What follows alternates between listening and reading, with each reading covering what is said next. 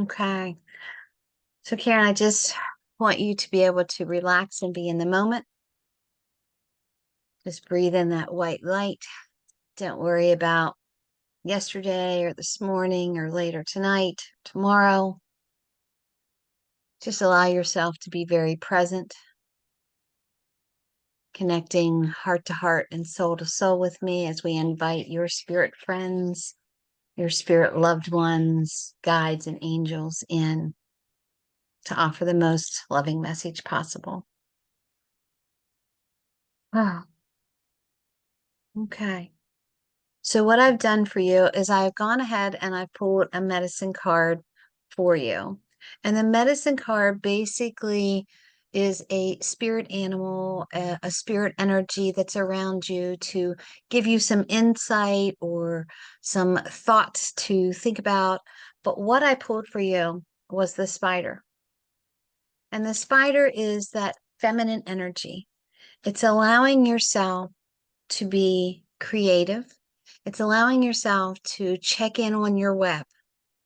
So when you think about the feminine energy, it's that nurturer, it's that creative person or that creative energy. What I love about the spider is it's that zoning in on the actual web. And when you think about an actual spider web, if there's something in the web that the spider doesn't want in there, it meanders over to it, picks it out, and cleans its web. It's purging it. The other thing about the spider web is if the spider were to jump from web to web and get into someone else's web, he or she could get tangled up in that web as well. So this is that sign to you to stay in your own lane, basically, in your own web. Don't get caught up in someone else's web of drama, of negativity.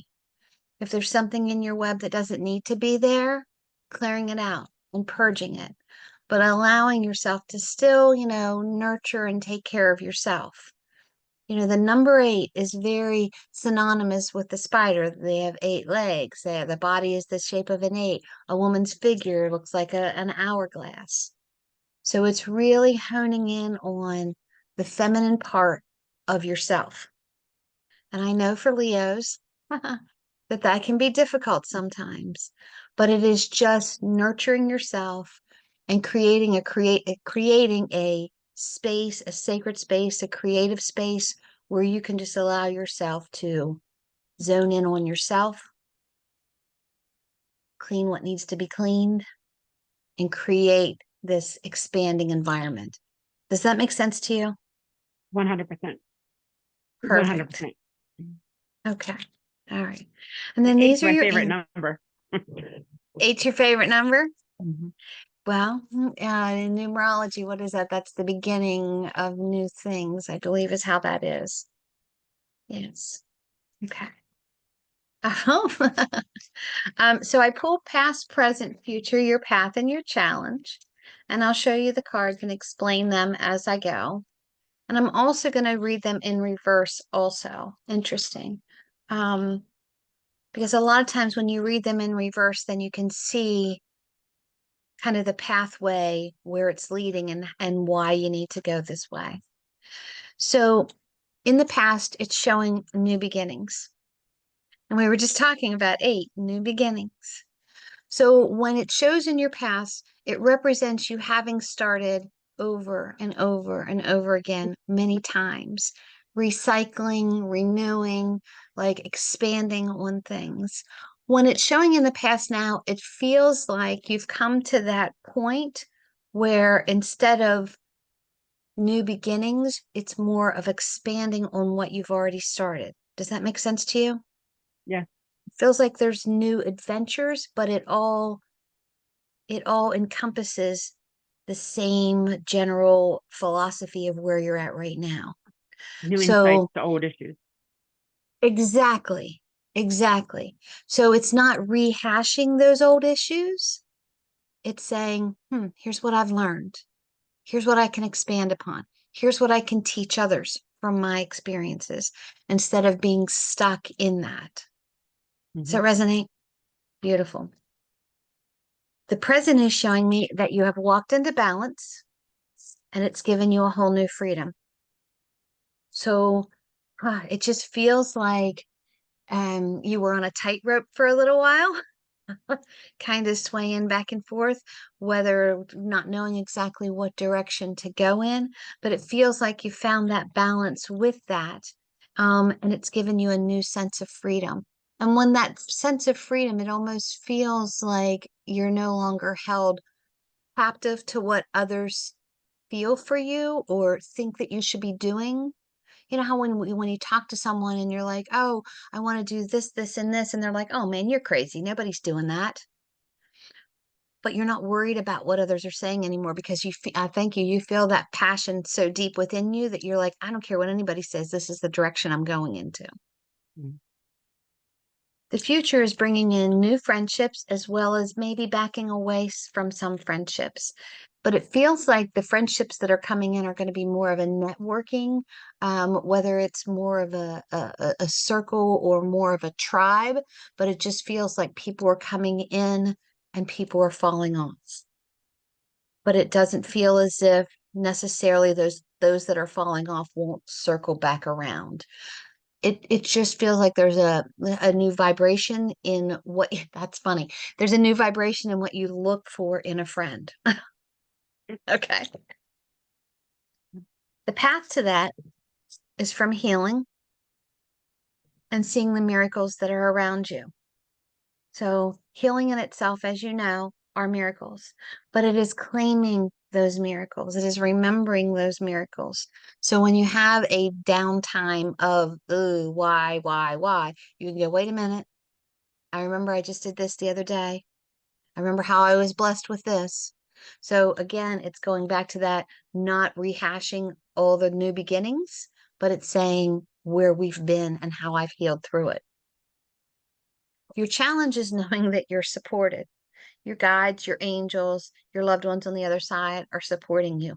You don't have to be alone. You don't have to do it on your own and alone.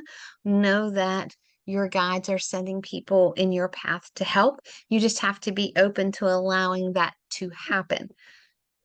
Yes. You know Again, why I'm laughing because Leo, you know me well enough. yes. Well, and I feel this. I definitely feel this. As a Leo, it's one of those things where by the time I teach someone else to do it, I could have done it myself.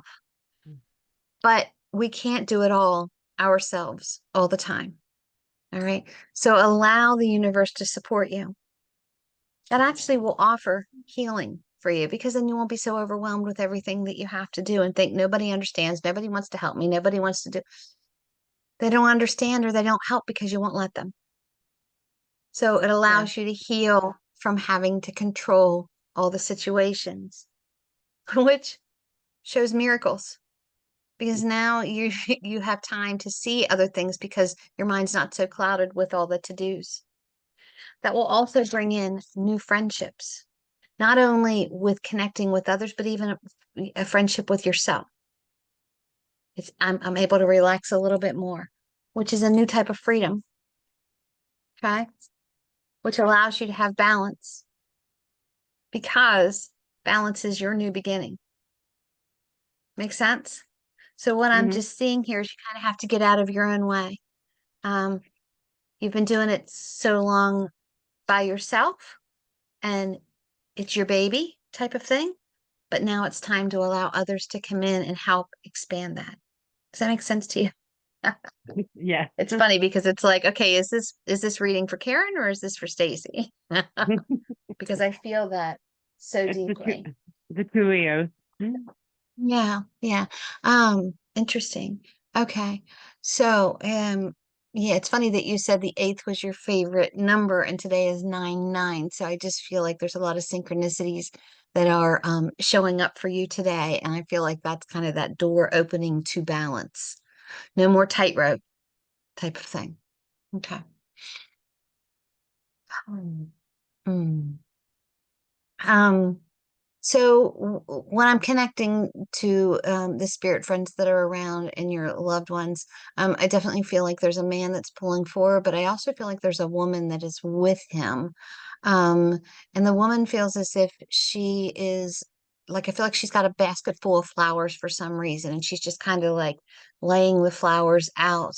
and offering joy to you. So would you understand it's been kind of a stressful month, and I know it's only September, but maybe August was very stressful for you. Understatement. Understatement. Major Yeah. understatement. Okay. Yeah. Last month's retrograde really messed with me, and retrogrades usually don't. So I understand that. But I feel like this woman is kind of laying these flowers out and into, validating this stress that's been around you. And it feels like you just kind of have to stop and smell the flowers and just kind of Lots of grief. take in. I'm sorry, Lots of grief. I lost lots of grief. a very close friend and my dog left within a week of each other. Okay.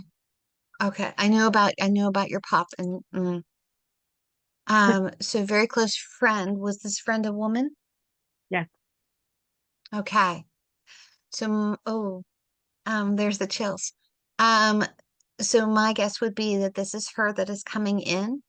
And I know you said she was a very close friend of yours. And when she's coming through, I feel like she's putting her arm in arm with you. So it feels more like a sisterhood, if that makes sense. With She's you. like a second daughter to me. She's one of my Okay. sponsees at one point. Okay. All right. So when she's coming in, like I feel like she's thanking you for all of the things that um you helped her to understand um and helped her to grow in ways that she never really understood how to grow in. It's strange. I almost feel like there was this traumatic episode that she had that you were able to like smolder the fire. Does that make sense? Yes. Okay. Okay, you understand what I'm talking about. So know that she's thanking you for that. And with that, this is why she's laying these flowers out for you. And they feel like I wish I knew my flowers better, but I think they're called Queen Anne's lace, like the little white flowery ones. Like that's what she's offering to you. So of course you know that she's okay. Um, hmm, all right. Um, so with this man that's coming through as well, and I know that I believe it was your father-in-law has passed. He feels very fatherly to you. I lost Um, both my and father and my father-in-law. Yeah. okay, okay. I didn't realize for some reason that you had lost your father. So he feels very fatherly to you. Feels like it feels like his body was filled with fluids or filled with cancer, or it just feels like everything was kind of mutating. Does that resonate with you? And yeah, I took care of it. It's my father-in-law. I took care of him the last 7 months of his life. Okay. All right. So this is father-in-law. And with your dad, was this heart related? Yes. Okay. So I have both of them. I have both of them because I kind of had got like a little elbow, like tell her about my heart, tell her about my heart. So Yes. know that both. Yeah, I had a Mhm. daddy, and I was very fortunate. I had a daddy, and I had a dad. My daddy died when I was 24, and then I had my father-in-law from then. Well, prior to then, up until 6 years ago, Okay. All and he right. was the second father Yeah. to me. Yeah. Yeah. And I definitely feel like you were his daughter is Mhm. what he's coming through saying. Um, Okay. So with your father who passed of the heart, that is the biological father, is how this Mhm. feels to me. When he's coming through, I feel like he's walking hand in hand with you. And I feel like he's just offering you a lot of respect, if that makes sense to you. I feel like you're a lot like him. And I don't feel like he was militant in a bad way. I feel Ah, like he was highly respected. Does that resonate with you? You would understand that? he was a Marine in World War II. Okay, so he was militant. Sometimes when I tell people that they feel militant, they take it the wrong way. So, oh, Marine. Yes, I understand. Okay. So I feel like he's of course saluting you and offering respect to you as well. Um, I know you said that he passed when you were 24, I think you said. Yeah, But I feel like you've felt his presence around you even though he's not been earthbound.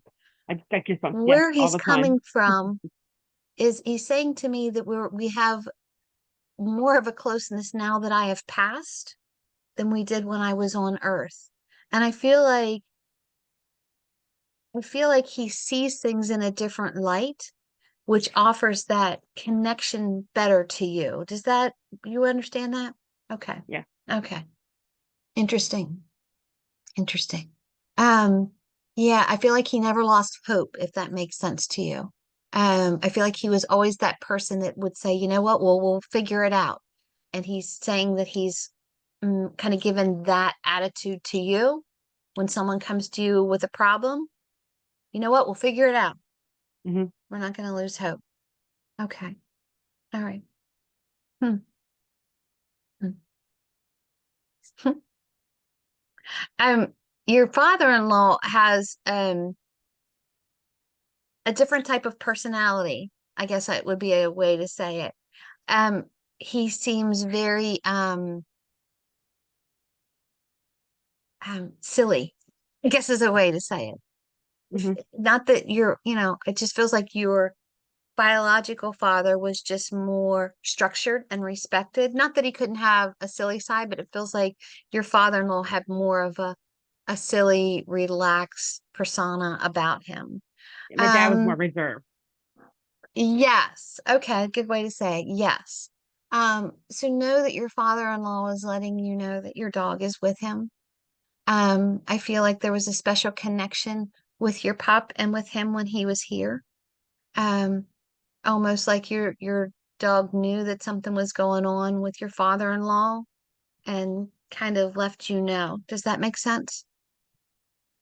You simply amaze me. I have to say that because Okay. my father-in-law was not a dog person. He did not like dogs. He just wasn't a dog person. And he came and lived with us for 7.5 months in hospice. And as you know, I have 2 dogs. And so Sato, my dog that just passed, took to my father-in-law like nobody's business. Like he literally would lay on his feet. He if a nurse or aide came in to see him, Sato was named Sato because he always followed me around everywhere. When Makes my sense. father-in-law moved in, no one got near my father-in-law unless he was in the Mm, room. Shadow would literally, the aide would come a couple of times a week, give him a bath or whatever. Shadow stayed in that room. Shadow and him, where were tight. I mean, by the end, he was like giving his food to the dog. They were snacking together, and yeah. And when my father-in-law passed, um, he was downstairs. My dog was upstairs in the bedroom with me, and Shadow started crying. yeah. And he Yeah. cried. And the timing was such that I know it was literally right when my father-in-law passed is when Shadow cried. Yeah, and I mean that's why he was validating saying that the dog actually told you, like came and got you when he passed is I Mm-hmm. think how I said it. We can rewatch the recording there, but I feel like that Shadow was his buddy, you know, Mm-hmm. and I feel like Shadow knew something was up, and there was the comfort that your father-in-law needed. And even though your father-in-law said that he wasn't a dog person, he very much was when it came, because Shadow was not a dog, is what he's letting me know. Shadow Yeah. was not a dog. He was like a little human, is Yeah. how he's coming through.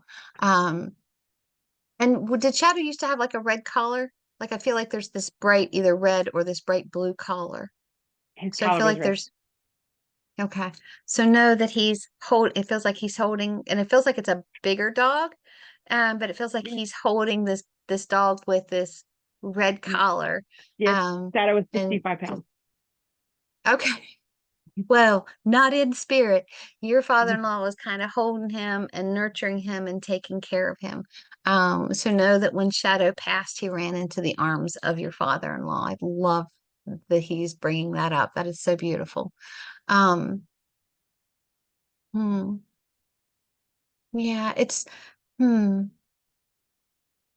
it's so strange how he's saying to me that he and Shadow had similar ailments. So did Shadow also have cancer or something, some growth within his body? Well, yeah, my father-in-law didn't have cancer. his salt levels were real high, and just Okay. over time, my father-in-law was 94 when he passed.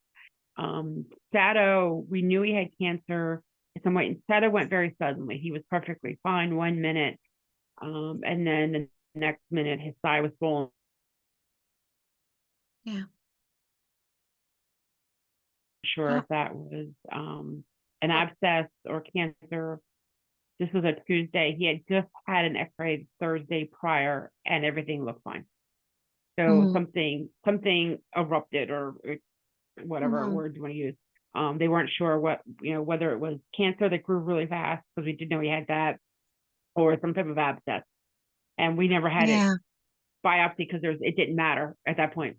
Yeah. But Yeah. it Yeah. was real quick. He was fine at 5 o'clock, and we were putting him down Okay. at midnight. So I would say that your father-in-law was saying that we had similar ailments, that your father-in-law went very quickly as well as Shadow going very quickly, that Yeah, he he did. didn't He was lay in with us. pain. No, he wasn't in pain at all, and he was Mhm. here for 7 months, and they thought he was only going to live for a month. He was here for over 7, and it was the You one showed them. day. Oh yeah, I mean, it sounds so morbid, but him and it was the best thing ever happened to me, and the hardest thing ever happened to me, because Mhm. I was the main caretaker for him, because I chose to be. And he would pick on me about something, and I would say something about, "Aren't you supposed to be dead?" And he would look at me and say, "Yeah, but the food's really good."